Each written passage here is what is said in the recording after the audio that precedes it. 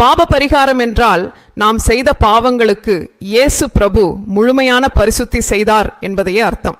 பாருங்கள், சொல்வார்கள் இல்லையா, எங்களுக்கு கடன் மன்னிப்பு கிடைச்சது என்று. ஒரு பணக்காரர் வந்து சொல்வாரு, நீங்கள் மிகவும் மனவேதனையுடன் இருக்கிறீர்கள், பயத்தில் இருக்கிறீர்கள், அவர் நடவடிக்கைகள் எடுக்கப் போகிறார் என்று பயப்படுகிறீர்கள்.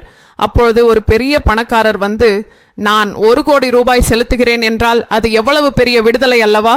உங்களுக்கு எவ்வளவு மகிழ்ச்சி இருக்கும், விளங்கிக் கொள்ள முடியாத மகிழ்ச்சி. அப்பா, நான் எடுத்த கடனை எல்லாம் அவர் தீர்த்து விட்டார் என்று. அதுவே கடன் மன்னிப்பு என்பதாம். அதை ஆங்கிலத்தில் ப்ரொபிஷியேஷன் என்று சொல்வார்கள்.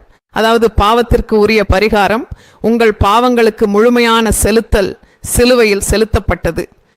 அதாவது நமக்கு பதிலாக இயேசு பிரபு சிலுவையில் மரணம் அடைந்தார்.